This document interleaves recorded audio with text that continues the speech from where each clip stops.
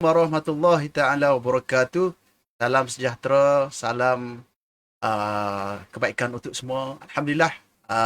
Selamat 2026 Bicara Maya FPPK masih lagi hidup, segar dan terus memberi informasi-informasi untuk masyarakat kita di luar sana. Alhamdulillah, hari ini kita akan bicara satu topik yang penting. Tapi sebelum tu, saya harap semua penonton-penonton kita dalam keadaan bersedia, dalam keadaan sejahtera, dalam keadaan sihat walafiat, dan semoga kita semua dirahmati oleh Allah Subhanahu Wa Taala, insya-Allah. Jadi pada hari ini kita akan membicarakan topik yang menarik, yang sekali dengar topik itu macam orang keliru, kita nak suruh apa sebenarnya. Tapi sebelum pergi ke situ, saya mohon dulu kepada semua pendengar-pendengar kita yang sedang menyaksikan Bicara Maya episod 1 tahun 2026. Istimewa anak sulung tahun 2026 untuk share dulu maklumat ni seluas-luasnya. Sebab maklumat hari ni, ilmu yang ada pada hari ni, ilmu yang jarang diperkatakan, ilmu yang semua orang perlu tahu, tetapi seolah-olah benda ni orang tidak ambil tahu. Sepatutnya dia kena ambil tahu, pasal dia terlibat dengan pembangunan ummah, dia terlibat dengan pembangunan keluarga. Jadi sangat-sangat penting.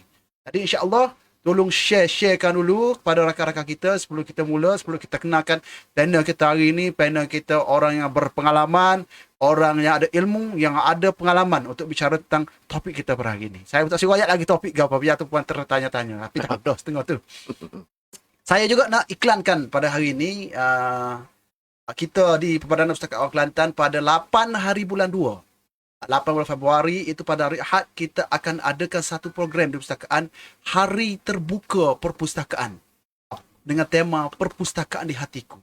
Sebab kita nak tarik seramai mungkin masyarakat mendekati perpustakaan, datang perpustakaan dan menggunakan perkhidmatan yang ada di perpustakaan. Sebab kita tahu zaman sekarang zaman ChatGPT, zaman maklumat yang banyak, tetapi kita tak tahu maklumat yang mana yang sahih, yang mana yang sebenarnya. Jadi kita nak kena tabayun ataupun selidik. Jadi marilah ke perpustakaan pada 8 hari bulan 2. Ada pelbagai aktiviti menarik. Kita ada buah bicara, kita ada keilmuan, kita ada, insya-Allah kita akan ada bicara mufti pada hari tersebut. InsyaAllah kita juga akan ada pertandingan mewarna, insyaAllah ada. Kita juga akan ada pendaftaran keahlian percuma perpustakaan. Biasanya kena bayar RM10, tetapi hari itu kita kecualikan bayaran free saja untuk jadi ahli perpustakaan.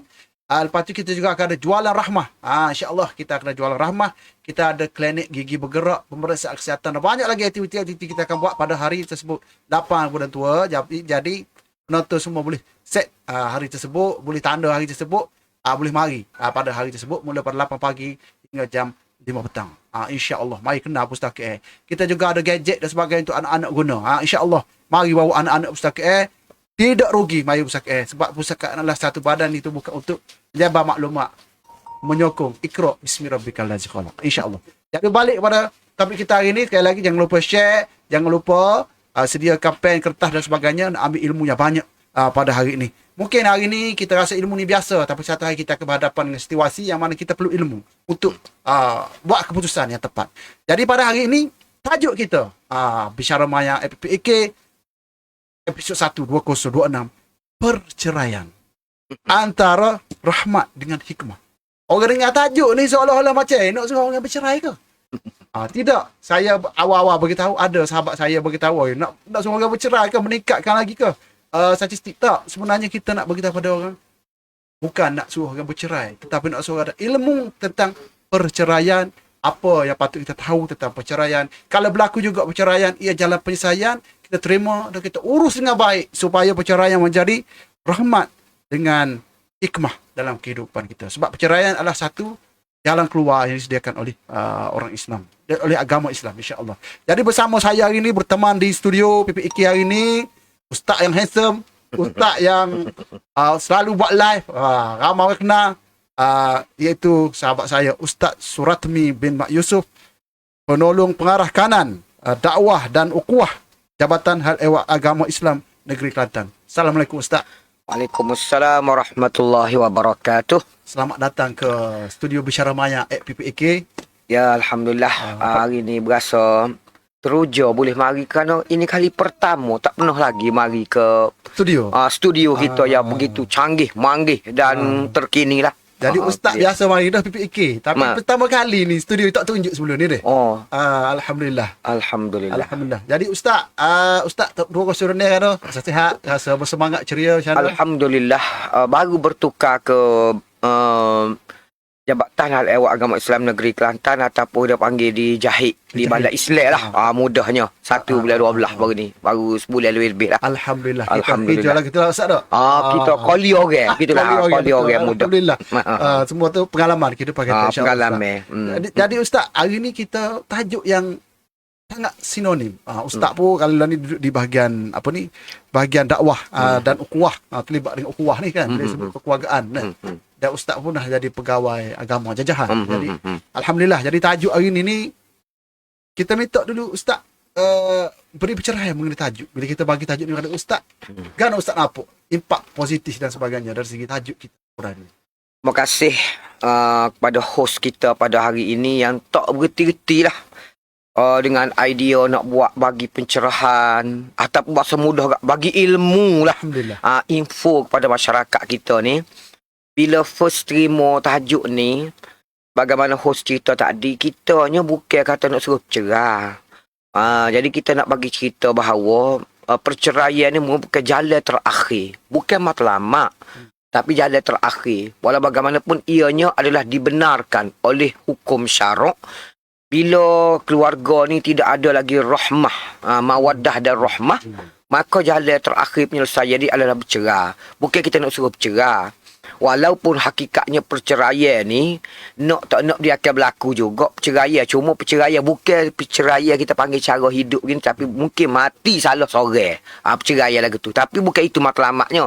Nak cerita kepada kita semua bahawa perceraian ni adalah satu perkara yang kita panggil, kalau sekiranya tak boleh pergi dari rumah tangga, kita kena bercerai juga. Dia bukan suruh nak bercerai tak. Tapi kita nak bagi info kepada masyarakat kita supaya masyarakat kita beringat dan tidak berlaku perceraian. Itu saja. Sebab kita kata rahmatnya bercerai, bukan begitu. Sebab memang ada rahmat pun. Di sebalik hikmah, di sebalik tu memang ada rahmat. Kita bukan nak menggalakkan. Sebab apa? Kalau kita nak kata menggalakkan, pasangan-pasangan kita lah.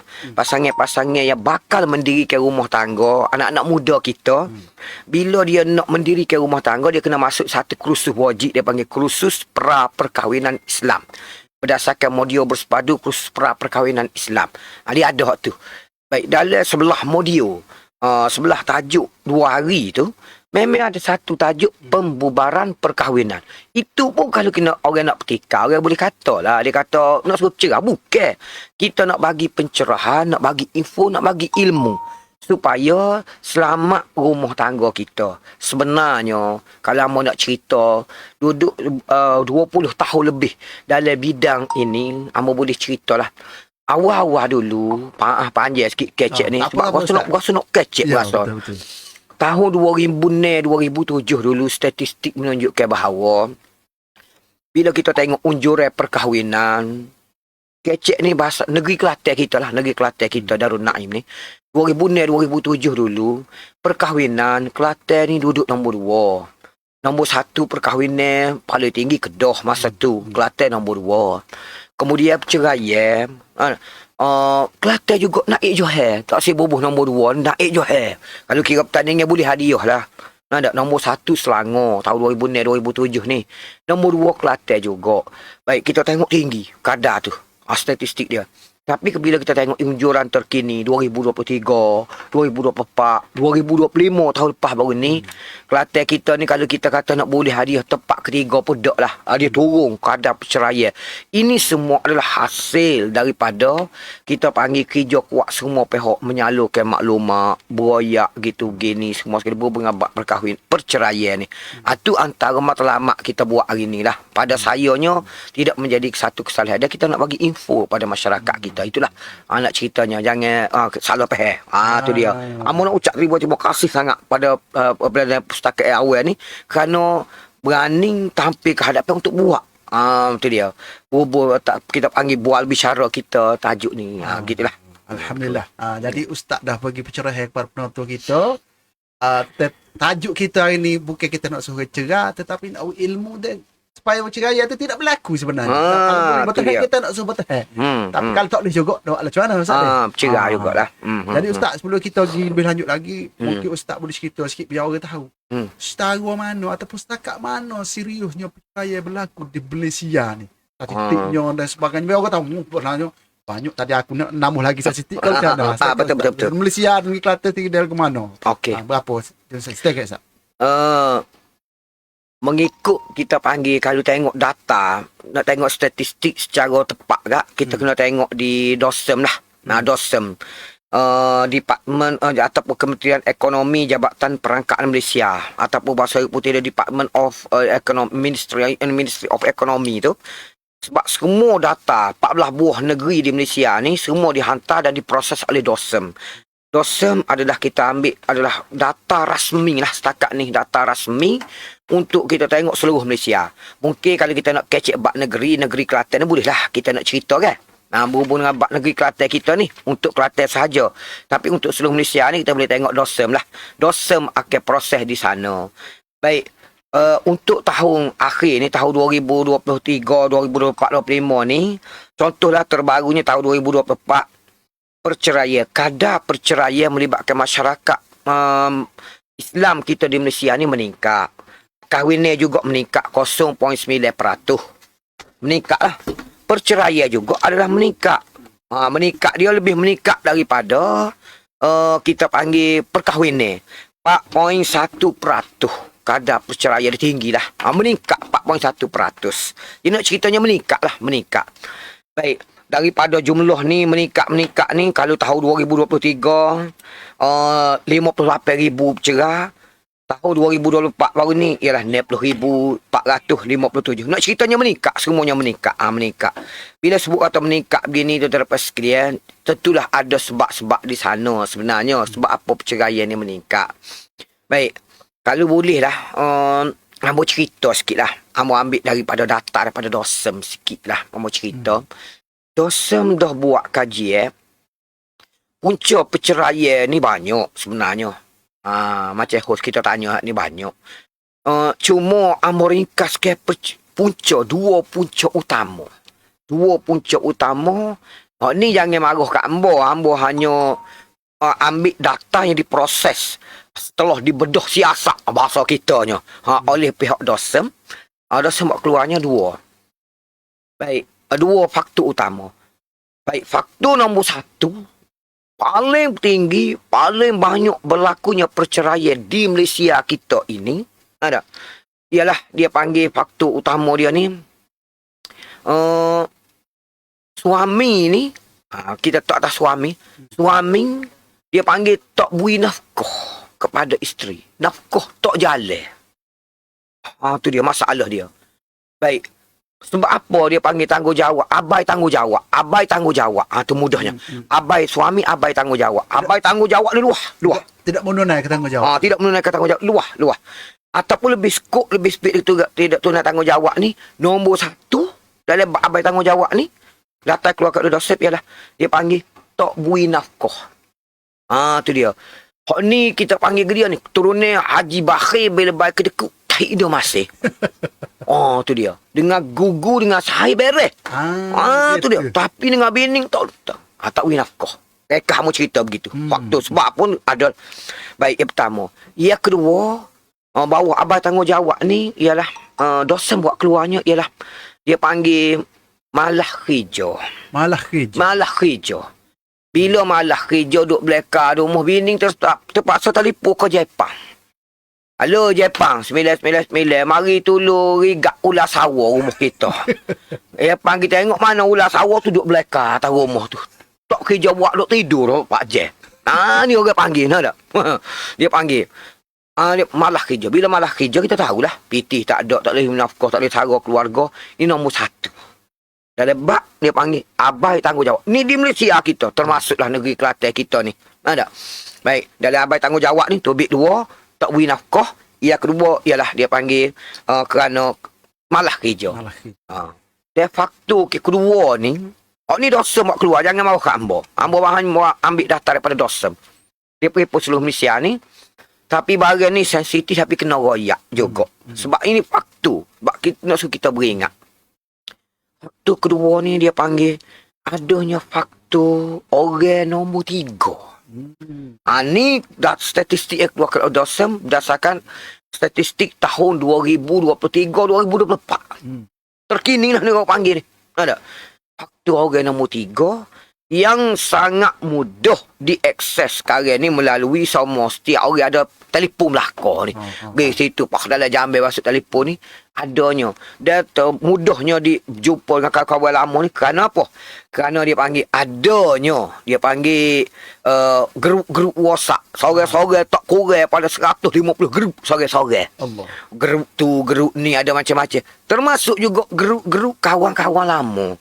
Geng-geng lama. Hak sekolah rendah mula tu timbul balik grup. Tapi tak ramai, ada 15 orang lah. Muka tua habis mati dah setengah juga. Ada. Tapi nak ceritanya benda-benda ni dia timbul balik akhirnya menyumbang kepada dia panggil perceraian. Benda tu cerita tu boleh cerita tapi nak cerita secara umumnya begitulah. Itu data yang dikeluarkan oleh DOSM. Begitulah lebih kurangnya. Baik. Jadi maknanya statistik kita ni tinggi lah Ustaz deh. Tinggi. Kalau ikut dah. Kalau hamba baca pagi ni lah. Sedikit hamba tengok apa kita tadi baca-baca. Bila bulan pertama tahun 2025 di Malaysia ni keluarga Islam sajalah, tidak bukan keluarga bukan Islam. 53,245 pasangan bercerai. Betul. Tahun 2025 9 bulan pertama. 9 bulan pertama. Apa lagi bulan 12. Tinggi. Dan dia paling tinggi Selangor lah 10,000. Kelantan 3,000 lebih. Tapi maknanya kalau kita kira kehancuran keluarga tu tinggi lah. Tinggi. Ustaz tak? Tinggi. Jadi bila kita pergi kepada tajuk kita hari ni, perceraian yang rahmat tu, bagaimana kita nak melihat Ustaz, mula-mula sekali pada pandangan Ustaz, pertama sekali mestilah kita kena pasti puca. Kita ada ilmu dah. Lepas tu lagu mana tindakan yang harus pasangan ni ambil. Ni nak buat betul. Mana nak buat biar cerah tu betul-betul jadi rahmat. Lagu mana Ustaz? Ustaz nampak? Okey. Gini.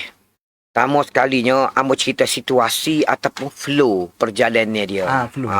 Di pejabat agama di seluruh negeri Kelantan kita ni. Bila pasangan-pasangan mempunyai masalah, dia sebab nak berlaku perceraian ni, dia tidak kata bila-bila tukar perceraian, dia tidak lagu tu. Tu dia. Mesti dia ada kes, dia ada sebab. Kita panggil ada konflik. Konflik dalam rumah tangga. Konflik dia panggil. Bila ada berlaku konflik dalam rumah tangga, kita minta pasangan-pasangan ni supaya jangan ambil tindakan sendiri. Kerana apa? Kerana kita di pihak kerajaannya melalui pejabat-pejabat agama jajahan, Jabatan Hal Ehwal Agama Islam Negeri Kelantan dan juga pejabat-pejabat agama jajahan ni kita menyediakan tempat ataupun sumber rujuk ke dia. Pertama bila berlaku konflik ni, kalau kita tak boleh bicara dah, dia panggil dengan pasangan suami isteri tak boleh bicara. Dia balas tak boleh dah. Awak mari kecek waktu baca ayat tu, ayat ni tak dengar dah. Tu dia. Baik, kalau perlu pada orang lain, orang tengah untuk khidmat nasihat, memang kita di Jabatan Hal Ehwal Agama Islam Negeri Kelantan bawah UUKI dia panggil Undang-Undang Keluarga Islam. Memang kita ada beberapa orang kita panggil pegawai khidmat nasihat yang insya-Allah akan dengar masalah kita ini dan akan bagi kita panggil pencerahan untuk kita panggil repair dulu keluarga ni supaya tidak utuh, tidak hancur peringkat pertama. Dulu. Baik. Begitu juga di pejabat-pejabat agama jajah kita ada. Cuma pasangan ni jangan malu. Suami ataupun isteri, dua orang ni lah. Sebab demo dua ni lah kita panggil ada local standard, ada hak segi undang-undang. Sebab demo dua ni panggil suami isteri boleh bawa sijil nikah tampil ke pejabat-pejabat agama jajah. Warga dia tu mohon khidmat nasihat dulu. Mohon khidmat nasihat. Mohon khidmat nasihat. Jadi kita akan tetapkan tarikh sesi dia untuk kita panggil dia bercakap lah. Untuk dia bercakap jumpa dengan pegawai-pegawai khidmat nasihat kita lah. Khidmat nasihat kita untuk nak tahu situasi dan jalan penyelesaian. Jadi bila pasangan ni, bila dia kecek, dia tidak dua orang, dia ada kita sebab kita ni ada host orang lagi, orang tengah pegawai khidmat nasihat ni, mungkin kita bagilah. Tak boleh nak main sebab kedai kopi, ya, tak boleh lah. Mana suami cerita masalah dia, isteri cerita. Dan kita cari jalan. Nak tak? Cari jalan untuk penyelesaian lagu mana. Nak tak? Peringkat pertama. Andai kata kita khidmat nasihat bagi halau tuju, bagi jalan lagu ni tak boleh, jalan lagu ni tak boleh. Nak cerah juga. Aku nak cerah juga. Tak boleh pergi dah umpama. Tu dia. Maka kita juga akan channel lah. Akan channel bagi saran ni. Kalau tak boleh juga untuk pergi ke mahkamah lah. Pergi mahkamah syariah. Apa-apa pun dalam bab perceraian ni, satu perkara penting yang nak share sangat-sangat lah. Share sangat-sangat. Khususnya kepada masyarakat kita ini, supaya jangan bercerai di rumah. Kena ingat hamba pesan sangat-sangat ni, semua netizen kena dengar, semua masyarakat kena dengar bahawa perceraian ni ialah bidang kuasa mahkamah syariah. Kok mana-mana bidang kuasa mahkamah syariah. Maksudnya, nak bercerai, sila buat permohonan di mahkamah syariah. Nak bercerai, jangan bercerai di rumah. Sebab apa? Sebab kalau pasangan ni ambil tindakan sendiri. Saya sebah. Tesco, misalnya, atas kereta, belakang, cerai, umpamanya. Nak pelesah dia juga, kena pergi mahkamah syariah juga. Dia pagi kena buat pengesahan cerai luar mahkamah ataupun pengesahan cerai tanpa kebenaran. Maksud tanpa kebenaran mahkamah. Maksudnya, kena pergi selesai di mahkamah juga. Tapi kalau dia melibatkan perceraian tanpa kebenaran mahkamah ni, si suami kena denda lah. Maksima RM1,000 ya. Maksima. Ada bawah section 125 tu. Ada dia panggil kerana bercerai tanpa kebenaran, makna tanpa kebenaran mahkamah. Itu nak cerita kepada kita bahawa perceraian ni adalah bidang kuasa mahkamah. Jadi ambo cerita flow. Mula-mula kita kena pergi khidmat nasihat dulu. Kemudian tak boleh pergi. Tak boleh selesai juga. Barulah kita pergi urusannya adalah di mahkamah syariah. Jadi ambo harap semualah, semua pendengar tolong menyapa pada seluruh keluarga kita. Baik untuk mengelakkan daripada berlaku perceraian ni, supaya kita panggil keluarga kita ni ada mawaddah rahmah. Dan perceraian kalau kita buat pun ada hikmah di sebalik tu. Baik, ia kena ikut flow ni lah. Flow maksudnya kena pergi dulu, khidmat nasihat, tanya dulu situasi keluarga saya ni lagu mana, umpama boleh selesai tak boleh selesai dulu. Kalau boleh selesai kita selesai dulu. Kalau tak boleh juga, boleh kita channel kepada mahkamah lah. Channel pada mahkamah untuk proses perceraian jugalah. Makna ada prosedur. Tidak kata girak mudah-mudah gak. Sokong gak bercerai begitu. Umpamanya sebagaimana ni season adalah ni. Kalau kita tengok dalam komen macam-macam lah. Ada ayat dia kata mudah yang nak bercerai, dia ada proses dia. Dah. Tapi nak ceritanya dah pasangan nak bercerai juga. Umpama dah kita cerai cara tu cara ni tak boleh. Cerai jugalah akhirnya. Dia statistik tu akan naik lah. Gitulah. Gitu. Mau boleh cerita. Dia Ustaz, dari segi sesi tadi tu, khidmat nasihat tu dia berapa kali? Dia sekali kau lagu mana biasanya? Okey. Khidmat nasihat ni dia bergantung kepada kita panggil situasi. Ambo pernah satu keluarga 3 kali ada. Mari, mana kali pertama kita nasihat dulu, bagi jalan dulu, bagi tip dulu ke dia. Cuba buat gini, cuba buat gini, balik dulu. Umpamanya, dia pun balik. Bila balik ni, dia khidmat nasihat ni kita panggil pasangan-pasangan yang tak tahu nak buat mana. Makna buntu. Tu kita bagi khidmat nasihat. Kalau sekiranya pasangan tu memang dah ada keputusan. Aku nak bercerai kat mana-mana. Dia ada keputusan. Kita panggil tok lebar turun langit. Rakyat tak pakai dah. Sebab dia ada keputusan dah. Khidmat nasihat ni orang bagi orang yang tak ada keputusan. Maka kita bincang dengan dia. Tak pagar kan? Tak pagar. Mana? Nak cerita supaya dia boleh buat. Flow dia. Begini. Sebab dia tak ada keputusan. Dia buntu. Jadi kita bagi peluang dia balik dulu. Boleh 10 tengah. Buat dulu. Proses kita lah ke mana kan. Dia pun cerita buat. Tak jadi apa. Umpama mari pula. Kita pun buat juga. Akhirnya setelah dia ada keputusan, kalau dia nak selamat keluarga, insya-Allah pegawai kita khidmat nasihat ni insya-Allah akan cubalah. Akan cuba melayan dia. Sedaya upaya akan cuba. Sebenarnya. Makna untuk bagi keterangan bagi khidmat nasihat tu insya-Allah kita akan cuba sebenarnya. Kita tak nak cerai ni. Walaupun 2 kali 3 kali pun bergantung pada keadaan situasi dia. Kalau dia tu blur nak buat bagaimana, kita akan pandu dia. Baik, tak boleh juga kan? Nak bercerai juga kan? Akhirnya penyelesaian di mahkamah lah. Dia antara pasangan ni Ustaz. Siapa peranan yang paling besar kita nampak nak selamat dengan tak selamat? Okey. Lah ni kita kena tengok konflik keluarga ni. Ada pucuk masalah mari siapa sebenarnya? Kalau pucuk tu mari pada suami, isteri lah nak cerai biasanya. Ada. Kalau pucuk tu mari pada isteri, suami lah biasa nak cerahnya. Ada. Tapi kebanyakan masalah lah ni mari tu biasa orang puai lah naknya. Kita mak nasihat ni sebab apa? Sebab orang puai ni dia tak ada jalan. Kuasa perceraian lapah cerai ada pada suami. Jadi orang puan ni sedaya upaya cuba dah nak selamatkan keluarganya. Akhirnya mak nasihat dan sebagainya, tapi masalah saat ni lah. Tu dia. Kita bagi peluang pada suami untuk berubah supaya jangan main judi, jangan berhutang alung umpamanya. Ada. Baik, tapi tak berhenti juga. Akhirnya orang puan tahu hati nak bercerai lah. Mana pucuk tu boleh mari pada suami, boleh mari pada isteri. Tapi nak ceritanya berdasarkan sesi dosa tadi, banyaknya ialah punca daripada suami. Punca daripada suami. Tengok tadi tu. Tengok statistik dosa tadi. Sebabnya, satu, dia kata dia kan, abai tanggungjawab. Bila abai tanggungjawab, siapa yang abai tanggungjawab ni? Suaminya. Sebab abai tanggungjawab ke dia ni? Tak beri nafkah. Nafkah atas suami. Ia keluar malah kerja. Tak boleh beri nafkah juga. Iaitu juga pada suami. Ada. Faktor orang nombor 3 ni ada juga isteri, ada juga. Bukan kata ada. Umpamanya.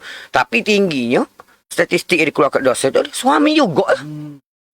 Gitu pucuk dia. Kita pun orang lelaki, kita tak sekata sebenarnya begini, tapi setelah statistik yang dibuat tu begitu, kena kata begitulah. Kalau kira kita nak bela juga orang lelaki ni. Betul. Tapi barang ni bukan masalah pembela tapi kebenaran duduk situ. Nyada kalau orang kecil kemari semua sekali. Tapi muka gitu dah. Kita dosa kata begitu, kena kata begitu dah. Gitu. Ya. Betul Ustaz. Lepas tu Ustaz, apabila berlaku perceraian, lepas cerai pertama, lagu mana hidup pasangan sama isteri, hidup semua kau lagu mana disarankan nak rahmat tu? Okey. Dalam tempoh edoh dan sebagainya tu. Okey. Bila berlaku perceraian di mahkamah tak boleh selamat lah. Kalau tu kita kata keluarga ni memang tak boleh selamat. Tak boleh selamat, akhirnya pergi mahkamah, berlakulah perceraian, lapah cerai semua sekali. Kalau kecek orang Kelantan dia panggil demo kawin demo kawin. Di segi hukum kehidupannya begitu. Sebenarnya tak habis itu. Kalau dia ada anak-anak, dia mana keluarga suami isteri memang begitulah. Tapi anak-anak tanggungjawab sama. Tapi nak ceritanya apa kita panggil akan berlakunya. Tu akan berlaku setelah berlaku perceraian kehidupan suami isteri ni. Baik, nak cerita kepada kitanya bila demo kawin-kawin kak. Tak? Baik, pertamanya isteri dia kena beredah lah. Bila berlaku perceraian kena beredah. Dia kena beredah. Baik, bila kena beredah ni dia panggil kalau hak mari period 3 kali suci lah. 3 kali suci. Kalau hak putus dah 3 bulan. Kita panggil 3 bulan. Ataupun 90 hari umpamanya. Bagaimana hukum edah lah. Edah ada 4 jenis tu. Tak? Baik, kalau pregnant, ngandung, edah dia ialah sehingga melahirkan anak. Hatta yadhna hamlahunna. Mana di segi edah. Nak duduk bersama suami isteri ni. Dalam Quran surah At-Talaq ayat 4 dia sebut. Askinuhunna min haitsu sakantum min wujdikum. Gitu. Tak? Wahai para suami, bila berlaku perceraian ni, kamu hendaklah menyediakan tempat tinggal. Ayat jelas. Quran ayat jelas tu. Askinuhunna. Mu kena beri tempat tinggal kepada isteri kamu. Maksudnya tinggal dalam rumah bersama pun boleh. Tapi bilik berasingnya dia kalau comelnya ialah kita panggil pintu masuk keluar tu pintu berlainan. Contoh bahasa mudah, contoh kita kata macam rumah 2 tingkat. Rumah 2 tingkat ni mana suami duduk tingkat bawah, isteri duduk tingkat atas, pintu masuk yang berlainan. Sebab apa kita bimbang takut berlaku benda-benda tak baik lah. Begitu. Dalam tempoh edah ni kita panggilnya benda tu Allah Ta'ala suruh suami kena menyediakan tempat tinggal. Dan dia Allah Ta'ala wala tudarruhunna litudayyiqu alaihinna. Suami mu jangan buat pasal, mu jangan buat cerita supaya isteri kamu ni nak lari tak si duduk rumah ni. Maksudnya kalau isteri tak si duduk rumah ni kerana tak sesuai duduk rumah sapur, umpama tak ada bilik, takut berlaku percapuran gitu gini, suami kena sediakan rumah sebenarnya tempat tinggal untuk isteri ni. Dalam tempoh edah ni. Tu dia sebut gitu. Ada. Untuk berlaku ikhtilat lah. Nak mengelak daripada berlaku ikhtilat percampuran. Sebab apa? Sebab mengikut mazhab Syafi'i kita, dia panggil kalau berlaku persetubuhan dalam tempoh edah ni hukum dia haram. Haram. Dalam tempoh edah ni. Dan tak berlaku rujuk. dengan perbuatan kecuali mazhab lain. Tapi bagaimanapun dia ceritanya suami kena sedia ke rumah untuk isteri dia tu. Tu dia. Makna nak duduk bersama pun boleh tapi bilik berlainan tak boleh bercampur lah. Gitu. Isteri boleh je berjanguk make untuk suami dia tu. Dia panggil kenal balik untuk rujuk balik. Untuk suami dia saja. Untuk suami dia boleh lah. Untuk orang lain tu tak boleh lah. Umpama sebab dalam tempoh edah. Dia ada peraturan-peraturan dia pula dalam tempoh edah ni. Ada. Sebab kalau dia bercerai ni, bila aku perceraian ni dia ada dua jenis cerai. Dia panggil cerai talak raj'i. Dia panggil talak yang boleh membolehkan suami dia rujuk dalam tempoh edah. Satu. Yang kedua dia panggil talak bain. Talak bain ni talak yang tidak membolehkan suami dia rujuk walaupun dalam tempoh edah. Ada. Baik, talak raj'i yang boleh rujuk ni talak satu ataupun talak dua. Dalam tempoh edah ni walaupun bercerai tapi status isteri tu dia panggil masih lagi serupa dengan isteri sebelah kakinya. Dengan alasan suami dia boleh rujuk isteri bila-bila masa. Jadi dalam tempoh edah kalau ada kita panggil kebaikan semua sekali, suami boleh je lapar rujuk. Kita boleh lapar rujuk, dia boleh rujuk. Tapi setakat ni lah. Setakat ni, statistik di negeri Kelantan sendiri kita tengok, perceraian ni kalau dia berlaku perceraian, jarang sangat kita panggil hak rujuk. Dia panggil, kalau peratus dia tu Allah sikit sangat. 0 point berapa peratus daripada jumlah perceraian. Jarang hak rujuk. Ada tapi sikit sangat. Banyak kalau dia cerai. Dia ustaz berkenaan rujuk ni. Ada kalau kita tak faham kan. Bila suami kata akan ambil balik jadi isteri aku. Ada bini tu memang tak ada hak nak menolak dah. Dia gini. Rujuk ni dia hak suami. Rujuk hak suami. Maksud hak suami tu suami berhak untuk rujuk. Suami berhak untuk rujuk walaupun tanpa persetujuan isteri ikut hukum syarak. Hukum syaraknya. Maksudnya kalau isteri dia kata nahi he.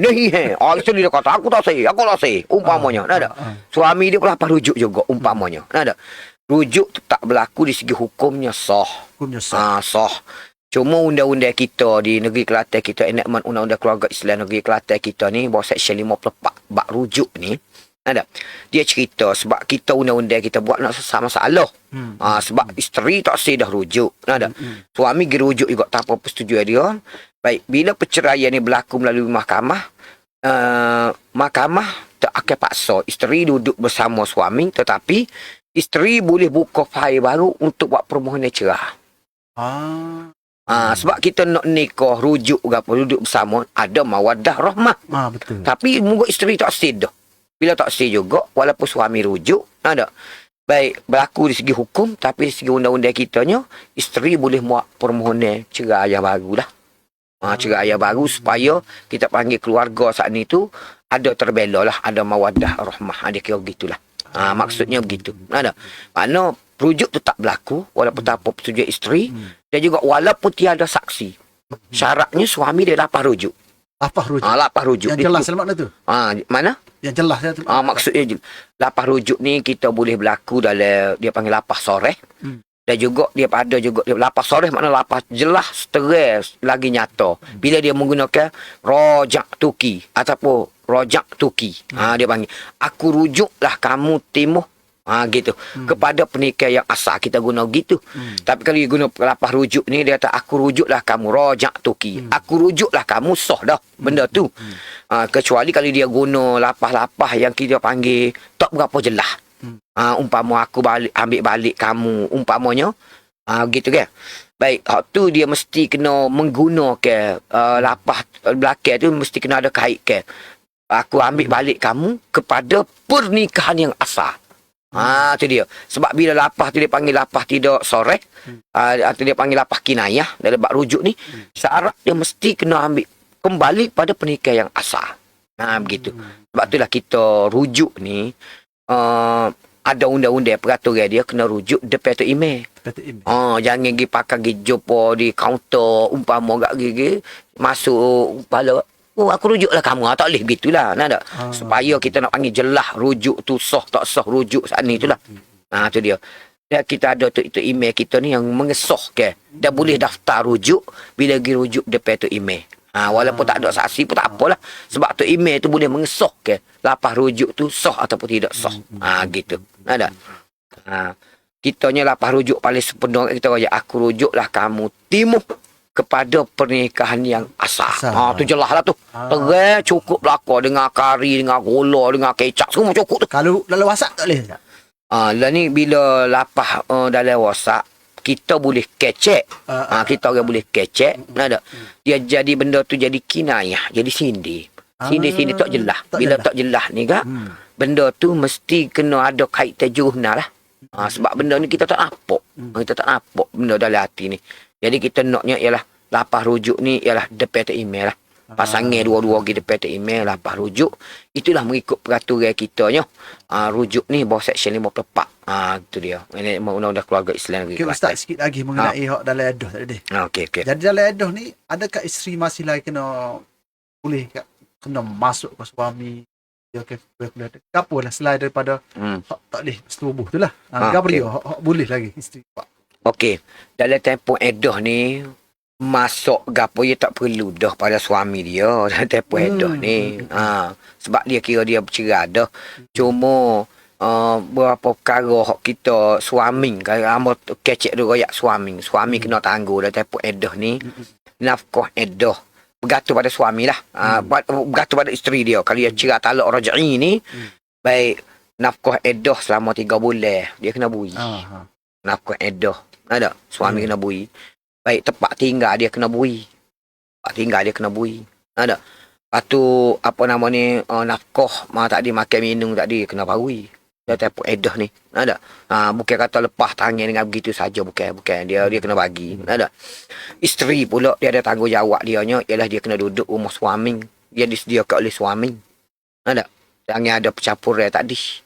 Baik hak masak ke apa gitu gini tak perlu dah. Pasti dia kena jagalah adab dia selaku seorang kita panggil isteri walaupun dia ceraikan. Masih lagi perlu taat kepada suami dia dalam keadaan-keadaan yang dibenarkan oleh hukum syarak. Dia tidak kata pakat begitu dah. Ceradah kan? Dia kena dengar lagi. Maksudnya dalam tempoh edah kalau talak raj'i hak boleh rujuk ni dia nak pergi Mekah kau gapi kena royak lagi. Nak pergi makan gula dia kena royak. Kena minta izin keluar. Kena minta izin lagi. Dia hak dia tu masih ada lagi. Dalam tempoh edah lah. Kalau habis edah dia dibain tu tak ada gapo lah. Tu dia suami isteri tu. Begitulah lebih kurangnya. Ustaz kita nampak sebelum proses dan lepas bercerai selepas bercerai. Jadi lepas bercerai tu dalam tempoh edah dan seterusnya lah. Gapo sebenarnya pasangan ni perlu buat ada anak. Dari syariat suruhnya. Gapo sebenarnya perjanjian kau lagu mana anak ni siapa ni. Bagaimana Ustaz dalam proses ni? Ni kita bicaranya ialah dia panggil hak seorang isteri selepas berlakunya perceraian. Yang boleh dituntut oleh isteri. Semua ada 8 perkara. 8 perkara. Banyak. Hak dia nya bila berlaku perceraian ni. Ada. Boleh tutup.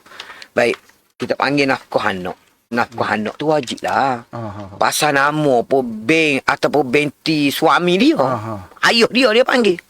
Walaupun cerai 14 keturunan sekalipun, tetap anak dia. Ada. Jadi nafkah anak memang kena bui dah. Tu. Siapa anak boleh berdikari. Masuk universiti kau apa ikut lah. Ada satu. Ada. Yang keduanya nafkah edah saya cerita tadi. Kena bui lah. Ada nafkah edah ni.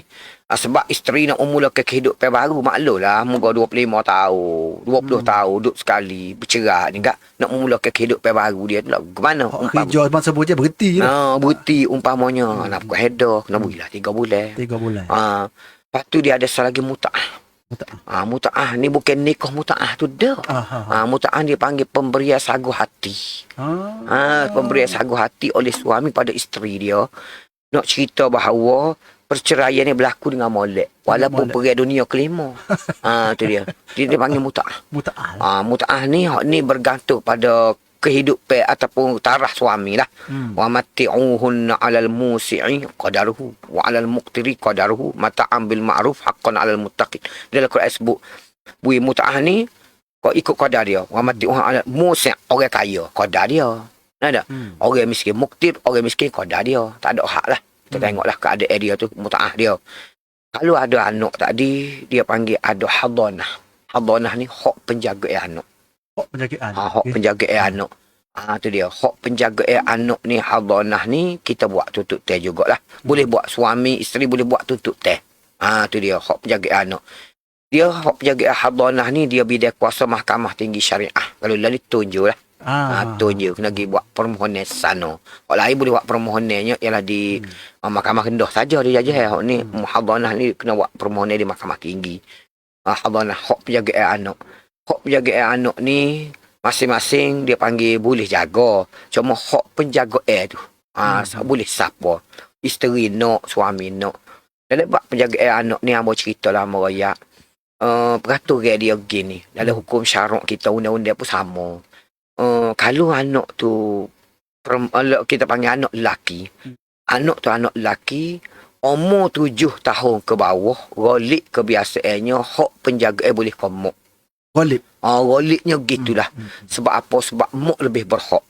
Sebab sifat keibuan dia tu, nak jaga anak yang masih kecil ni, boleh komok. Kalau sekiranya anak tu perempuan, makna umur 9 tahun dia ke bawah, boleh komok. Lelaki 7 tahun ke bawah, hak puan 9 tahun ke bawah. Kalau mak tak puas hati, masih lagi perlu penjagaan anak, mak boleh mohon pada mahkamah untuk lanjut 2 tahun lagi. Maksudnya anak lelaki boleh sampai 9 tahun. Nak buat permohonan lanjut teh. Hak perempuan 2 tahun lagi jadi 11 tahun. Lepas pada umur ni, anak-anak diberi pilih sebenarnya. Nak duduk dengan siapa? Nak duduk dengan mak ataupun nak duduk dengan ayah. Tu hak hadanah, hak penjagaan. Hak lawat teh, nak pergi makan gitu gini, itu suami isteri, ayah, ibu bapa boleh. Walaupun mahkamah putuskan bahawa anak ni boleh ke mak penjagaan, hak penjagaan. Ayah tetap berhak mendapat hak lawat teh. Hujung minggu kau cuti sekolah kau. Sebab anak tu anak dia. Nak ambil orang pergi makan. Nak pergi shopping beli baju tu boleh. Hak penjagaan royak hadanah tu boleh kepada mak. Gitu. Setelah umur tu diberi pilih lah. Diberi pilih sama ada untuk dia panggil nak duduk dengan mak. Itu dia panggil hak-hak yang boleh ditutup hadanah umpamanya. Baik, ada lagi boleh tutup hak biasa kita dengarnya ialah cariye lah. Harta sepencarian. Dia cariye. Hak ni juga boleh tutup di mahkamah. Kalau sekiranya tak ada ditentukan masa cerah, tidak ditentukan berapa-berapa kak, boleh buat tutup teh di mahkamah lah. Hak ni suami isteri tu boleh buat tutup teh. Berhubung dengan harta pencarian ni kerana carian ni lah moga duduk dengan dia. Benda tu naik, boleh tu naik carian dengan dia. Walaupun bini tak kerja dah. Walaupun bini tidak kerja. Bini tak kerja pun suami seorang kerja, isteri masih lagi berhak menuntut harta pencarian. Sebab apa? Sumbangan isteri itu tidak boleh dinafikan. Betul. Tu dia. Walaupun dia tak kerja, makan minum di rumah dia je sedia. Kain basuh gitu gini cara ke rumah supaya tidak jadi kita panggil sebuah rumah rumah tikuh, sarai tikuh tu sebab isteri. Tu dia. Jadi takak sumbangan isteri tu dia panggil secara tidak langsung ada. Maka dengan sebab tu dia itu jugalah. Isteri boleh tutup jugalah. Harta pencarian Harta pencarian. Tu dia. Itu mengikut tutup yang kita buat sana lah perjanjian. 1/2 kau. Biasanya ialah 1/2 lah biasanya. Tu dia. Tengoklah harta pencarian ni ialah harta yang dihasil, dia panggil hasil harta yang diperolehi semasa perkahwinan berkuat kuasa. Mana start daripada nikah dengan dia ni naik carian, boleh beli rumah, boleh beli motor. Tu dia panggil pencarian. Sepencarian. Itu semua insya-Allah boleh tutup. Abang kata boleh tutup. Nah dah. Ada laginya ialah tunggak ke hotel. Tu boleh tutup juga tu. Tunggak ke hotel. Abang moga suami dia, isteri dia kerja perpustakaan awal. Jadi kerja makan gaji lah. Nak rayak suami dia nya tak kerja tak makan gaji lah. Bila nak menego umpama nak buat perniagaan di apa nama di stadium ni kak, nak buat modal minta isteri hutang. Tu dia umpamanya. Baik, itu tunggak ke tu. Hutang wajib boleh tutup. Isteri boleh tutup. Dan isterinya kena sedialah dokumen. Kalau hutang bank tu tak apalah, dia ada agreement semua sekali. Untuk nak bukti ke mahkamah nanti kalau ada pertikaian. Benda tu. Boleh tutup lah. Lepas tu selaginya ialah dia panggil tunggak ke mas kahwin. Ada juga weh. Tak payah. Letak hari tu gak terima nikahnya. Saya nikah saya kahwinkan kamu temo mamak BKD. Saya nikah saya kahwinkan kamu ngati Muhammad Yusuf. Ya telah berwali ke bapaknya kepada saya, wakil wali bapaknya pada saya dengan mas kahwinnya 15,000 hutai bergetar masjid nak ayat bui hutai. Jadi tak bayar maksud. Tu boleh tutup juga. Mana? Benda-benda ni lah dia panggil hak isteri kena elok dah boleh tutup di mahkamah syariah untuk kelangsungan. Hak bukan kelangsungan dia, hak lah hak. Hak dia yang boleh tutup apabila berlakunya dia panggil perceraian. Tu antara secara ringkas hamba cerita yang gitulah lebih kurangnya. Hak yang boleh ditutup selepas daripada berlaku perceraian. Termasuk anak-anak tadilah. Okey Ustaz, kita tengok tutup ni kan. Kita sering kali dengar suami ni mula-mula comel, beri nafkah macam bila cerita. Dah lama tu tak beri nafkah kan anak. Bini seorang tanggung. Jadi lagu mana kan okey yang bini boleh ambil supaya suami ni culah ni. Tengok protokol undang-undang dan sebagainya Ustaz. Okey. Misal kita kata nafkah anak lah. Amun nak royak dulu suami walaupun dia bercerai dengan bini dia, anak tetap anak dia dan dia mesti kena kita panggil kena tanggung nafkah anak dia. Moga anak ni anak dia. Tak sedok culah, tak sedok gapo lah. Kalau kita culah tak culah pun ianya tetap anak kita. Duduk dengan mak dia lah we makan. Tu dia. Tak boleh begitulah. Moga anak tu anak kita. Satu. Yang kedua pula nak rayaknya, bila disapa ke mahkamah, suami tak bayar nafkah ataupun kita buat perintah di mahkamah, berapa sebulan kena bayar, suami kena bayar. Sebab itu direkod ke perintah mahkamah. Kalau sekiranya dia panggil mahkamah putuskan 100.5 seorang sebulan, 200 seorang sebulan, umpama untuk anak ni, suami tak bayar. Bila tak bayar, lah ni mudah, muka transport account, benda tu boleh tengok. Ada masuk. Bukan sport sampai dulu, tanda buku 35. Kalau buku 35, mungkin orang boleh petikak, umpamanya. Ni dia bank semua sekali, bayar melalui account semua sekali. Benda tu boleh jelas. Bila tak bayar, isteri boleh buat semok ke balik ke mahkamah. Di mana suami ayah pada anak-anak dia ni engkar perintah mahkamah dia panggil. Sekarang ni mahkamah perintah dah. Okey. Pak cik mak kena bayar nafkah anak 200 sebulan pada anak-anak ni. Itu perintah. Perintah mahkamah. Bila perintah mahkamah, dia tak bayar, suami ni dia panggil engkar perintah mahkamah. Bila engkar perintah mahkamah, isteri bawa ke muka, naik semula ke mahkamah, mahkamah akan panggil suami dia. Nah tak? Apa Pak Cik ni engkar perintah mahkamah? Kalau alasan tak munasabah suami dia bagi, nah tak? Dia mahkamah, kuasa mahkamah, engkar perintah mahkamah ni, dia tak ada denda 100-200, ya. Engkar perintah mahkamah ni penjara. Boleh penjara mandatory sebulan. Hamba tengok sendirilah. Tu dia. Bila mahkamah atas penjara sebulan, tiuplah isteri dia. Pasal tu lelaki masuk J. Tak kata curi motosikal, tak nanti kau curi motosikal boleh masuk J ni. Tak bayar nafkah anak perintah, engkar perintah mahkamah tu boleh masuk J. Tiup lagi bini. Tiup bini tengok tu lelaki masuk akhir sekali pergi buat rayu bayar ke mahkamah. Bini pula waktu bik ke mahkamah, bayar nafkah bagi pihak suami. Sia boleh jadi gamaknya. Nak ceritanya bahawa boleh masuk J. Dia panggil engkar perintah mahkamah. Jadi hak ni kita tak say siapa masuk mahkamah gapan kita tak say sebenarnya. Tapi nak ceritanya bayarlah. Sebab anak-anak nak makan gapo. Kalau dia boleh kerja sebab kita tak apa. Tak? Jadi bayar pada suami. Kalau cerai dengan isteri sekalipun anak kita bayar. Bayar nafkah anak tu. Sebab tak bayar perintah anak boleh masuk penjara kalau isteri bawa ke mahkamah. Dan isteri. Kalau hak jenis ustaz ayat pola sawa tu dia betul kerja. Tidak kerja tak pakai gaji. Macam mana tu? Adakah keluarga dia bertanggungjawab ke macam mana? Okey. Lah ni tanggungjawab anak-anak ni ke atas ayah dia. Lagi ayah dia ada. Ada. Kalau ayah dia tak ada ataupun tak kerja saat ni umpama boleh lah orang lain nak bantu tapi kok mana-mana pun tutup atas ayah dia. Atas ayah dia. Dia tak pergi lagi pada orang lain sebab ayah ada. Kecuali ayah hilang kerajaan kena stroke tak boleh kerja mati baru dia berpindah pada orang seterusnya lah. Ada. Tu dia hak penjagaan anak ni dia ada cara dia. Dia ada turut tertib dia. Kalau mak ada. Kalau mak hilang kerajaan baru dia pergi kepada dia kedua dia pergi pada tuk. Tuk ni adik mak dia. Mak kepada mak dia. Yang hilang kerajaan tadi. Yang ketiga baru pada ayah.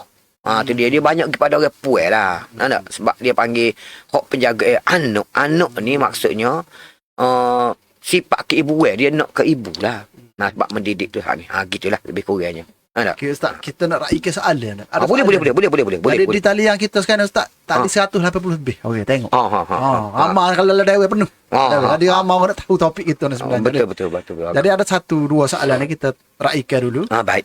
Boleh. Dia tanya ni, Ustaz, sah ke pernikahan melalui tek minyak dagu atau minyak senyonyo? Bila isteri tahu secara jelas suaminya bernikah dengan beliau kerana dicalik minyak dagu. Jawab ni dulu, Ustaz. Nikah canua dia panggil canua. Orang panggil canua ada. Tu dia sihir.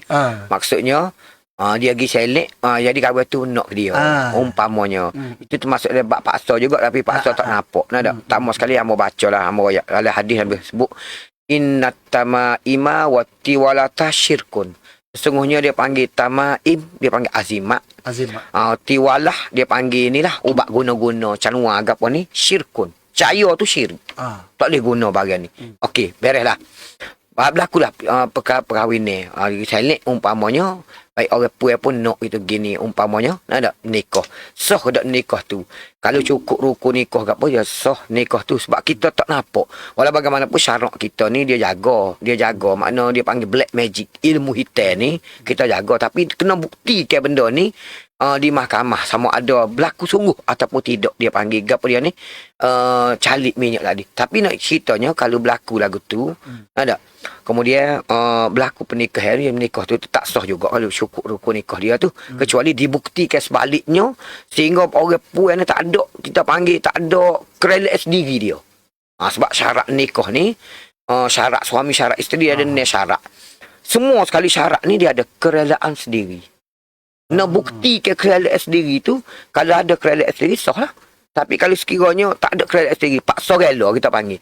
Tak ada menggunakan minyak dagu, boleh buktikan benda tu tak sah lah. Sebab batal lah. Terbatal nikah sebab dia syarat tambah cerita. Syarat sah nikah orang lelaki. Ada. Dia ada ni syarat. Ada ni syarat. Mana dia panggil pertamanya orang Islam. Yang kedua syarat dia panggil syarat sah nikah orang lelaki ni belum lagi mempunyai pak orang isteri yang sah pada satu masa. Ada. Baik. Lalu banyak-banyak semua sekali ni. Ada. Ialah lelah sekalinya kerelaan sendiri. Isteri lagu tu juga. Pertama Islam. Ada Islam. Yang kedua bukan bini orang, atau bukan dalam edah isteri. Ada. Wah, sekali dia panggilnya ialah kerelaan sendiri juga. Kalau paksa rela, tak sah juga nikah. Ni syarat kena penuhi. Jadi dalam bab minyak dagu ni, kalau kiranya paksa rela, tapi nak buktikan paksa rela tu. Kalau boleh bukti paksa rela tu, tak sah nikah dia nya. Tak sah nikah kalau boleh bukti kat tu lah. Ada. Kalau sekiranya tak boleh bukti waktu berlaku lebih kurang, dia pun dia nak dah cuma nak suruh cepat je, tak sah lah nikah dia tu. Sebabnya dalam rukun ni, dalam syarat sah nikah tu gitu dah dia buat. Syarat pengantin laki-laki, syarat pengantin perempuan. Okey. Saya harap menjawab soalan tu. Tak tanya tadi Ustaz ni. Ada lagi soalan ni. Tuan mohon pencerahan. Adakah boleh suami yang baru bercerai dengan isteri menikahi wanita lain dan tempoh isteri baru beredar? Saya kira. Ni banyak berlaku. Sebab apa? Sebab dia cerah tu kerana dia duk kena kat orang lain. Dia kena kat orang lain dah, maka dia cerah hak sedia ada ni kerana duk kena kat lain ni. Duk main band nak minum pop, band nak minum pop, tak boleh pergi lah. Lain tu pun band kena cerah lebih ni band tu. Band kena cerah. Tu kita tak say. Kita tak say dua kita nak orang kita. Band kita sorang. Kita nak band kita sorang. Baik. Boleh tak? Dia kata soalan dia boleh tak dia suami dia tu nikah dalam tempoh edah. Baik, amo cerita prosedur kita di Kelantan ni. Kita ada permohonan poligami, hak tu nak tambah cawangan baru. Hak tu biasa kita dengar. So lagi kita ada di Kelantan dia panggil permohonan poligami dalam edah. Poligami dalam edah. Kena permohonan. Kena permohonan. Makna nikah boleh? Boleh. Tapi bila dalam tempoh edah talak raj'i kat ni lah. Mana talak satu ataupun talak dua. Ni dia cerah dengan bini dia ni kan. Dia panggil suami dia boleh rujuk bini. Dalam tempoh edah dia nak nikah boleh, tapi dia kena permohonan di mahkamah. Dia panggil permohonan poligami dalam edah mahkamah tinggi.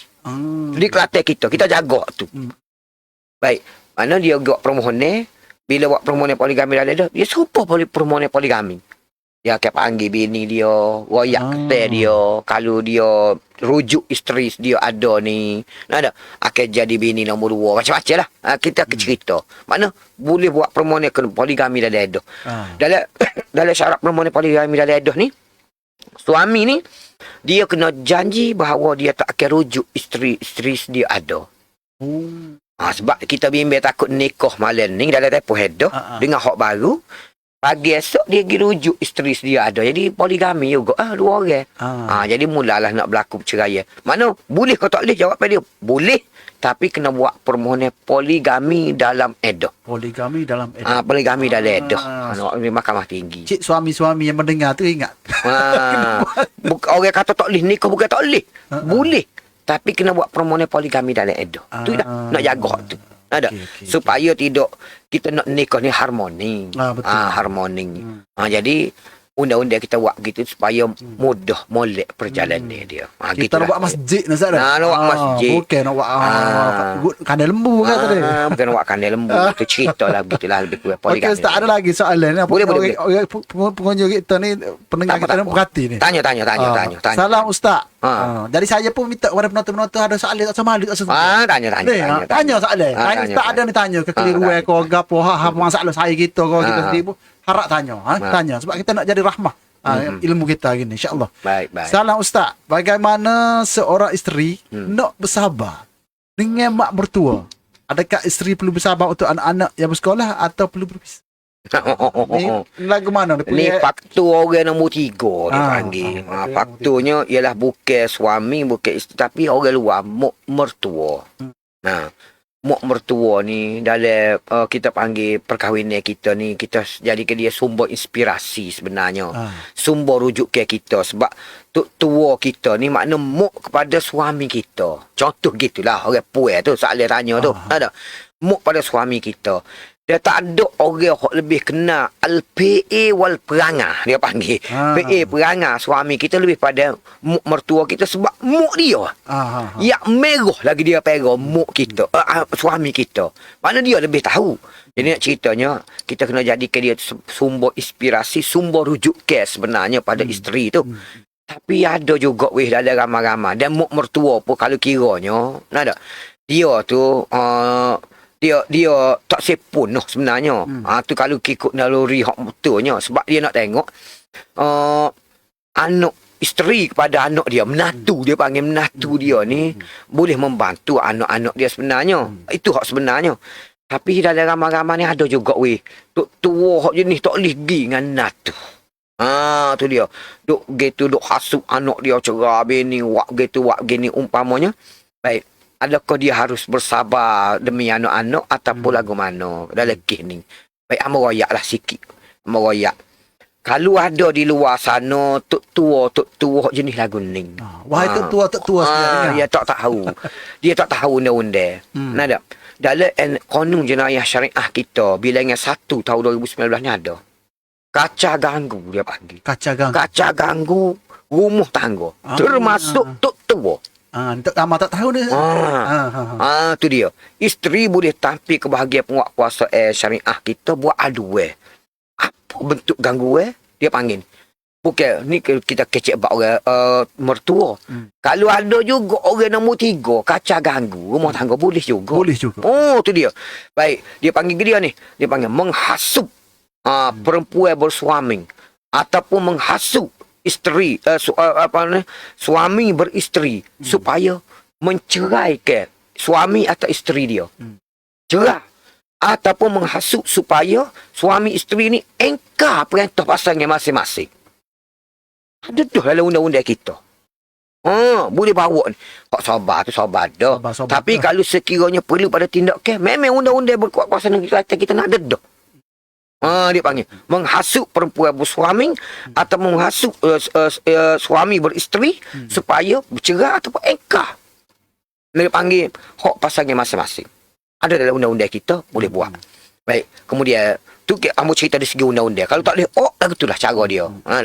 Baik, kalau hak boleh dengar sabar gitu begini semua sekali, kalau boleh sabar. Dan kalau hak ni boleh buat permohonan kaunseling juga bagi ambo lagu mana nak selesai masalah. Sebab ke mana-mana suami ni tua tu adalah mak dia. Mak dia betul. Oh, ke mana-mana pun dia akan bela mak dia ni. Betul, betul, Nama mak dia, mak yang melahirkan dia. Jadi tak akan benar isteri. Boleh buat proses kaunseling lah. Nah, proses kaunseling umpamanya dia kalau benda ni berterus tak boleh sabar juga buat tindak ke mahkamah dulu lah. Tindak ke undang-undang dulu. Tu dia. Dia tindak ke paling mudah sekalinya ialah ke mana-mana pun kena ada rumah sendiri.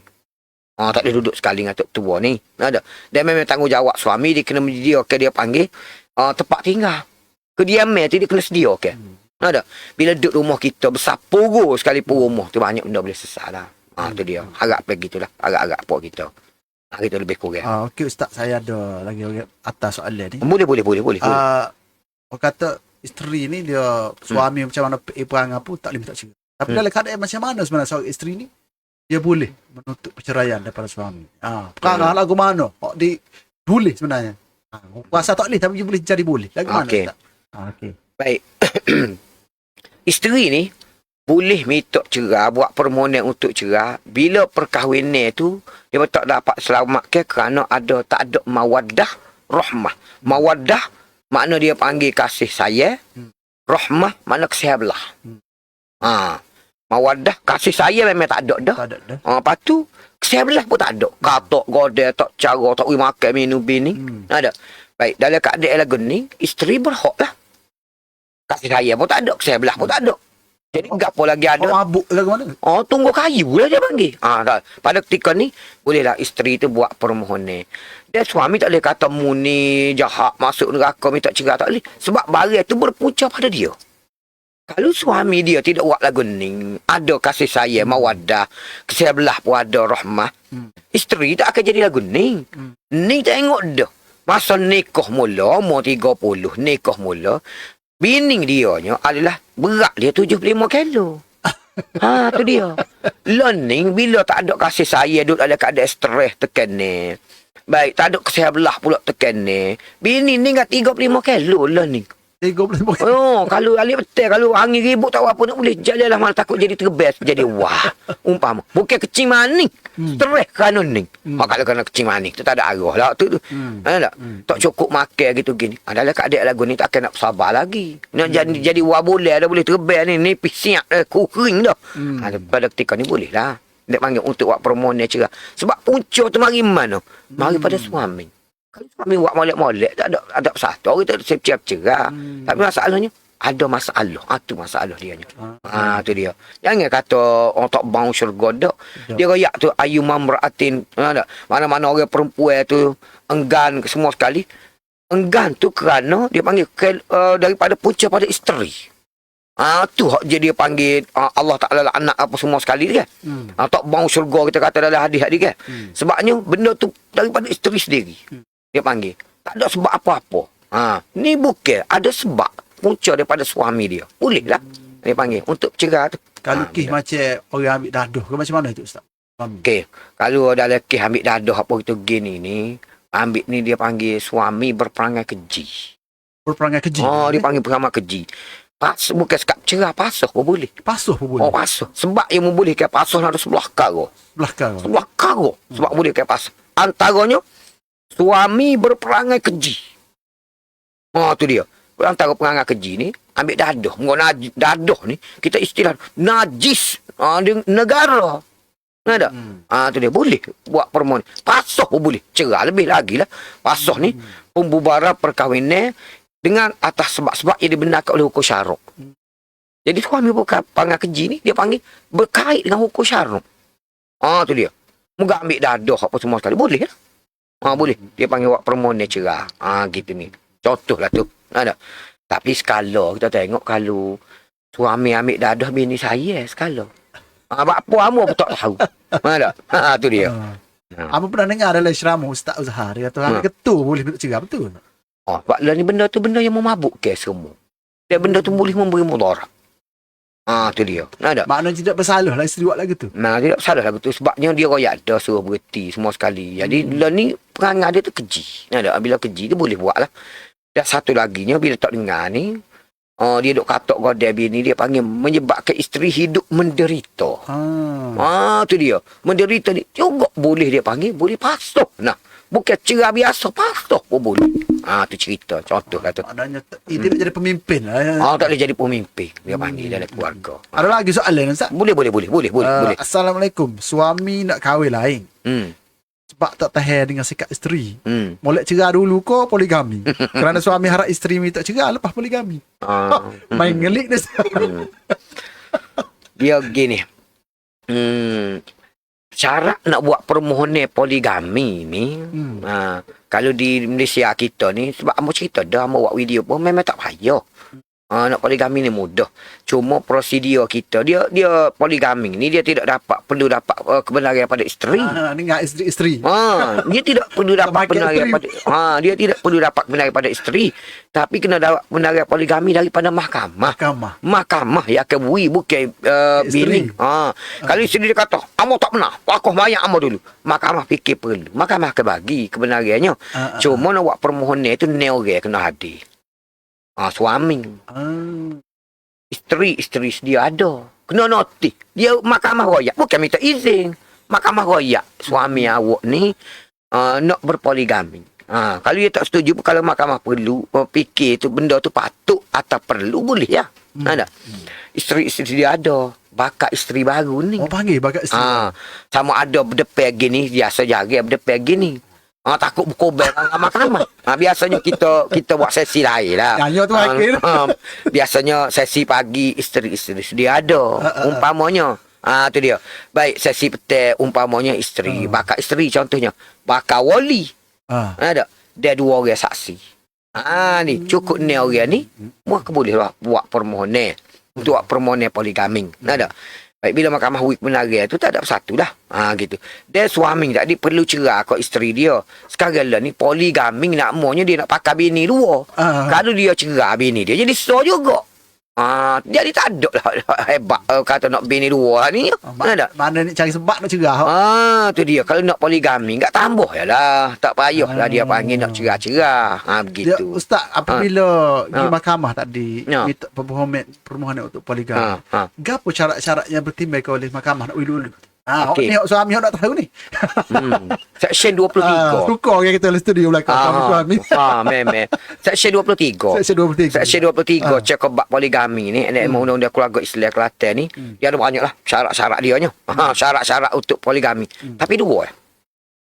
Suami boleh buat permohonan ni untuk poligami ni 2 sebab. Dia Kelantan kita paling advance di Malaysia. Paling advance. Paling advance. 2 perkataan dia guna. Jika perkahwinan dicadangkan itu patut atau perlu. 2 tu. Mana suami dia nak nikah seorang lagi ni patut. Patut nikah seorang lagi pun nak kaya. Orang Kelantan dia kecil unduh. Tu dia. Kakak kaya boleh pergi bini. Patut lah. Patut. Tu dia. Nak tak? Baik. Atau perlu. Apa perlu tu? Bini dia sakit Kelata umpama. Enggak dia ni moga orang muda lagi. Umpama perlu. Nak uruskan. Patut atau perlu. Makna salah satu. Sebab tu dia guna atau. Dalam undang-undang. Ada. Patut. Kalau tak patut pun perlu. Boleh? Boleh buat permohonan. Mau cerita. Kalau tengok undang-undang negeri sebelah luar. Dia guna kata itu juga. Patut dan perlu. Dia guna dan. Guna dan mana 2-2. Payah nak perlu. Payah. Kelantan kita ni mudah dah. Sebab tu Amal Raya kalau sekiranya nak gini koleksi kita marah tu. Sebab Kelantan buat undang-undang mudah dah. Patut atau perlu? Lah ni benda tu tak patut pun. Tak perlu pun. Moga duk lip-otil umpamanya. Nak juga umpamanya. Jadi payah sikit lah. Moga kita rakyat dah. Patut atau perlu? Boleh buat permohonannya. Gitu. Macam berada di perpustakaan, mau tengoknya Patut dah kalau nak buat apa. Tu dia. Cuma tak berani. Tu dia. Tu. Tu lain pula tu dia. Tu mata orang lain pun kena bom orang lain pula. Tu dia. Tu. Ya. Alhamdulillah. Jadi kita dapat pencerahan ni. Patut dengan perlu. Patut atau perlu dia. Atau perlu. Salah satu. Salah satu. Jadi tepuk dada tanya jiwa lah berani ke tak. Tu dia. InsyaAllah. Ustaz, kita tanya soalan lagi ni ada lagi ni. Boleh. Adakah suami boleh cerai isteri tanpa berketua isteri atau cerai senyap-senyap tanpa naik bicara mahkamah dengan batu-batu hakim pejabat agama memihak pada suami? Wana Ustaz. Isteri tahu dia cerai, semok dalam sistem. Hidah pun telah habis. Baik. Ada juga jenis lagu. Lagu mana? Baik. Ambo nak betul dia panggil saat itu dengan bantuan hakim tu, bukan dengan bantuan hakim. Maksud ambo rasa gini, persoalan dia tu mungkin yang bertanya dia kena atas diri dia, atas keluarga dia begitulah. Maksudnya dia suami buat permohonan cerai di mahkamah. Suami buat permohonan cerai di mahkamah. Jadi mahkamah pun tetap tarikh untuk cara. Ada. Mungkin isteri tak mari ataupun mungkin dia panggil tak sapa maklumat tu mahkamah. Biasanya cerai ni dua-dua. Mahkamah akan panggil dua-dua. Mana suami yang menuntut dia panggil plaintiff. Ada yang menuntut. Isteri yang kena tuntut dia panggil defendant. Dua-dua. Biasanya sebab mahkamah nak dengar juga apa dengan isteri. Lagu ni. Itu hak biasanya. Baik. Ambo pun tak tahu dalam kes ni mungkin juga isteri tak boleh dihubungi ke ataupun ada sebab-sebab tertentu yang mahkamah ni benar lapah cerai sebelah pihak. Maksudnya suami je lapah cerai di hadapan Tok Hakim. Tapi kebiasaan prosedur biasanya ialah depan suami isteri. Makna suami lapah cerai tu depan isteri. Isteri ada biasanya. Ada. Prosedur tu dalam kes ni ambo tak tahu, mungkin ada sebab-sebab lain lah yang mendesak supaya dia panggil isteri tu tak mari. Mungkin dia jenis panah barang kau gap. Ambo tak tahu dalam kes ni. Tapi kalau ambo boleh royak prosedur biasanya dua-dua sebab mahkamah nak ambil keterangan suami selaku plaintiff, dia nak ambil keterangan isteri selaku defendant. Orang yang kena tuntut. Ada gitu gini alasan dia nak selamat ke tak. Biasanya begitu. Ada. Ni dalam kes ni ambo tak tahu. Mungkin ada sebab-sebab tertentu pada pandangan ambo yang dibuat keputusan oleh yang arif lagi bijaksana tu akhir kita. Mungkin ada sebab-sebab tu ambo tidak tahu. Ada dalam kes ni. Dan bila lapah cerai gitu jatuh juga. Moga taluk ni duduk tangan suami. Bila dia lapah cerai depan Tok Hakim ko depan mahkamah ko depan saya dia ko atas kereta sewa sekalipun akhir tak jatuh taluk. Tak ada hak main-main. Tak boleh buat main-main dalam bab cerai ni, jatuh juga taluknya. Ada. Dan kalau boleh nak beritahu lah. Nak beritahu pada isteri. Gitu. Sebab isteri nak beredah ke apa tu ya. Tu dia. Itulah biasanya. Ada lagi soalan ni? Boleh yang rusing. Okey. Soalan ni? Ada lagi soalan tapi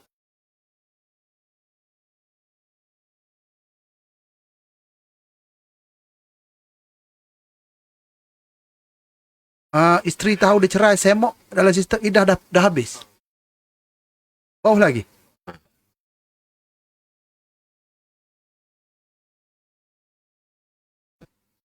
Dia kata si hakim adalah abang kepada lelaki.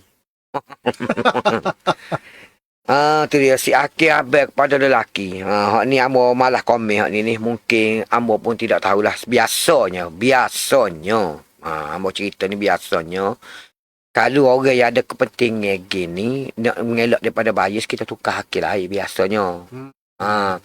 Kita tak ambil lah sebab takut bias. Lagu ni lah. Biasanya gitu. Cuma dalam kes ni ambo tak say komen sebab ambo tak tahu kesnya lagu mana. Gitulah. Tu dia. Okay, Ustaz, sikit lagi daripada ambo sebelum kita nak tutup dah. Ambo sejar kita. Tapi penonton kita ramai lagi. 100 lebih lagi nunggu. Ya, betul. Ramai peminat Ustaz ni hari ni. Bila kita nak laku perceraian dengan rahmat ni, perannya orang ahli keluarga, tua, ayu, dan semua lagi mana perannya yang perlu dimainkan supaya berlaku rahmat dalam perceraian. Dia tak boleh nak itu. Okey. Perannya orang tua ni, orang Kelantan kitanya mudahnya dia kecek, jangan pakak cucuh karuk. Orang Kelantan dia panggil lagu tu. Jangan cucuh karuk.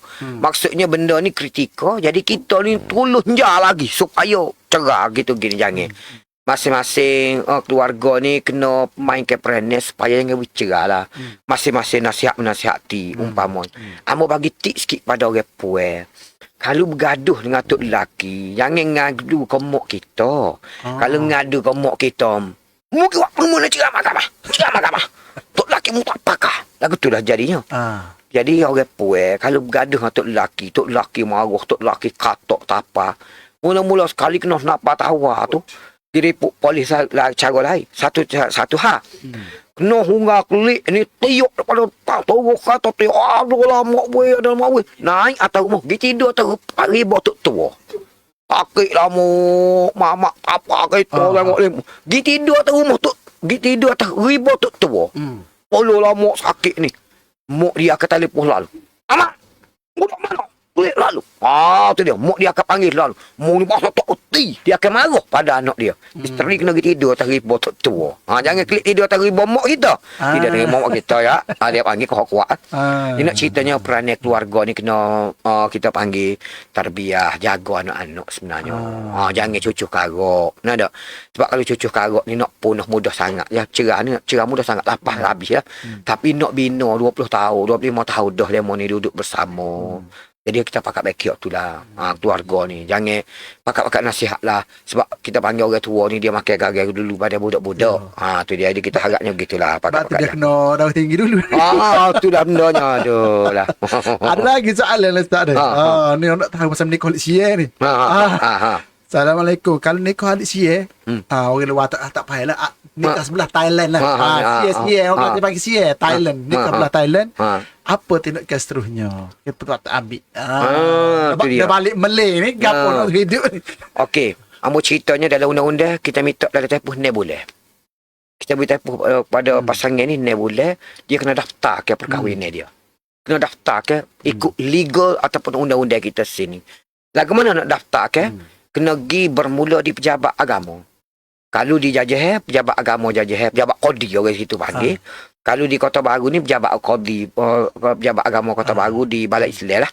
Bermula situ dia pergi ni bahagian penguatkuasa. Dia ambil maklumat apa dulu. Baik dia kena kemukakan dokumen. Dokumen dianya satunya ialah surat nikah koleksi lah. Surat nikah koleksi ada dua. Satu surat nikah bahasa mudahnya kod Melayu. Kod Melayu dia panggil surat pengesahan. Surat pengesahan. So laginya ialah surat kod Jawi. Itu surat nikah dia. Surat nikah dia. Ada. Baik. Kemudian photostat semua dokumen 3 salin ni bawa ke bahagian penguatkuasa. Dia nak menentukan nak daftar ni koleksi nak tak pastikan dia orang Kelantan. Orang Kelantan ni kak kod IC 032971 7 atau kod dia tu. Kalau lahir daripada tu sebelah Terengganu lah 08 umpama Perak umpamanya. Ada. Baik, kod sebelah luar ni hak ni dia kena buktikan dengan borel lapar dia panggil. Dia ada borel lapar di bahagian kuasa ni sebab dia kena pergi ngesuh tu email okey. Tu email kena ngesuh bahawa mengaku bahawa dia ni adalah anak mukis sini baru boleh. Disokong oleh dokumen-dokumen sokongnya lah. Sebab kita tak nak lah proses benda ni bidang luar kuasa, dia panggil luar bidang kuasa, bukan orang Kelantan. Sebab ada juga kita tahu orang Kelantan mak ayah dia kerja di Terengganu, beranak Terengganu sebelah. Kod IC dia. Tapi dia memang orang Kelantan. Ada umpamanya. Boleh dia kena buktikan dengan sokong yang lain. Contoh tu. Maknanya kena daftar lah. Daftar. Puasa proses semua sekali siap proses tu dia akan file ke pendakwa ke dakwa dulu. Dakwa nikah tanpa kebenaran seksyen 40. Kesalahan tu. Ada. Kerana nikah tanpa kebenaran. Okey. Dakwa dulu. Sudah dakwa itu gini ke apa bayar denda lah. Berapa ya seorang maksimum 1000. Maksimum 1000 ya. Tu dia. Ada. Baik. Kalau poligami tambah soal lagi. Seksyen apa nama poligami tu? Tambah seksyen baru dia poligami tak apa kebenaran. Suami lah. Isteri dia tak poligami, dia seorang dia je suami. Tu dia. Baik dakwa denda. Sudah denda tu pasangan kena pergi sekali lagi. Nak hadir sekali lagi ke mahkamah lepas bayar denda ni untuk pengesahan nikah. Pengesahan nikah ni lah kena hadirnya ni orang tu. Dia 5 orang ni. Suami, isteri, wali, 2 orang saksi. Kena pergi pula nak ngesah nikah. Ngesah nikah beres berlaku mahkamah. Baik mahkamah ke bagi keputusan tu, mari daftar. Baca taklik, daftar. di pejabat agama jajah kita akan proses. Bayar pula 90 ya. Ada untuk proses ni tubik lah dia panggil sijil nikah macam biasa. Ambo nak tunjuk hari ni pun ambo tak ada sijil nikah. Sekak nikah apa kalau ambo nak tunjuk nak bawa takut tak muat. Dah lebih banyak dok. Tu dia.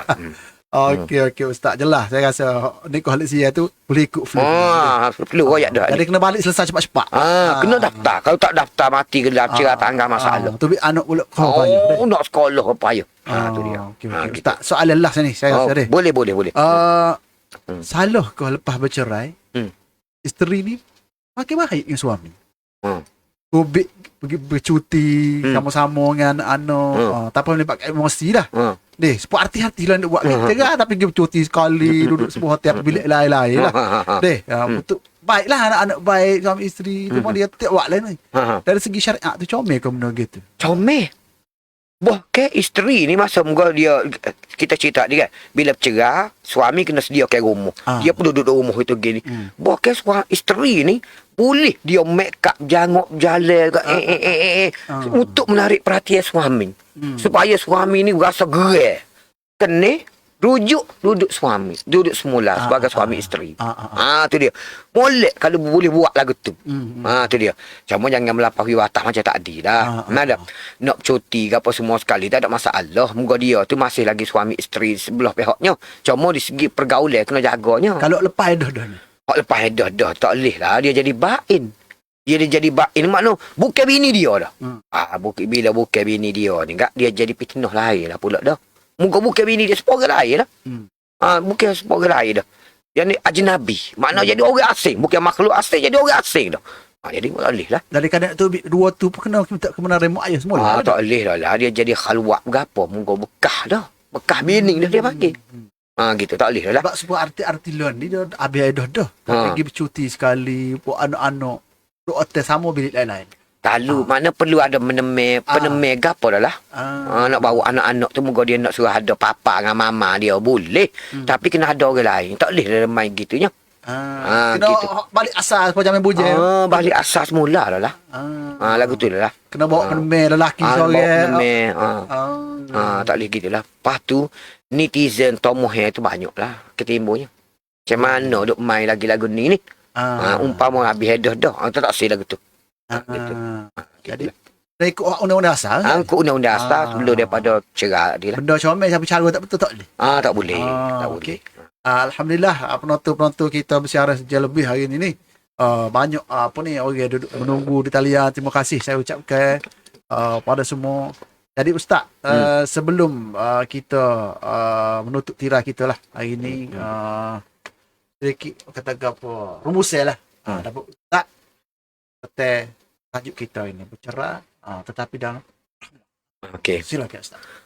Pesan yang akhir ambo ni ambil sementara di sini, perceraian ni adalah kita panggil bukan matlamat perceraian, tapi ianya satu-satunya jalan terakhir untuk kita membubarkan perkahwinan.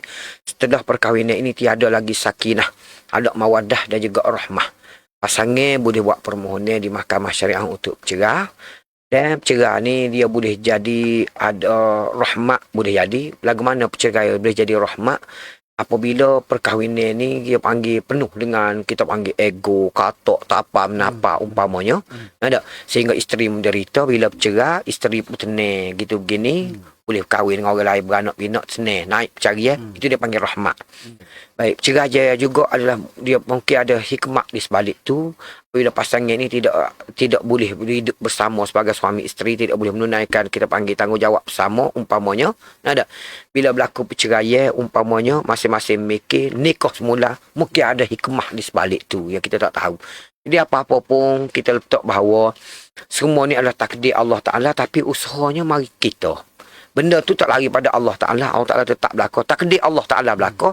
Semuanya dia ilmu Allah Ta'ala belakang. Bagitu. Ada. Cuma benda tu berkait dengan usaha kita. Ada. Jadi sama-samalah kita usaha supaya perkahwinan kita ni kita pakat jaga adat dan juga tata tertib dia supaya kita panggil perkahwinan kita ni mendapat diberkati oleh Allah Taala dan ada mawaddah dan juga sakinah rahmah daripada Allah Taala, insya-Allah. Gitulah ringkas pada saya. Aku lupa. Boleh. Masuk sikit ni. Notu kita minta Ustaz beri nasihat kepada pengantin baru. Saya baru nak berumah tangga. Kita tak tepuh ni, kita sikit Ustaz, selit sikit.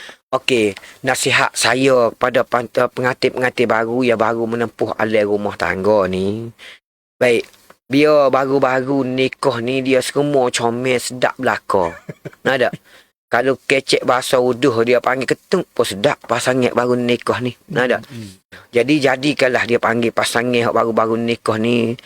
Ambil mula-mula sekali kena dulu pasangan sebelum daripada kita pergi jauh. Mana kenal pasangan kita dulu, bercinta dulu, kenal dulu.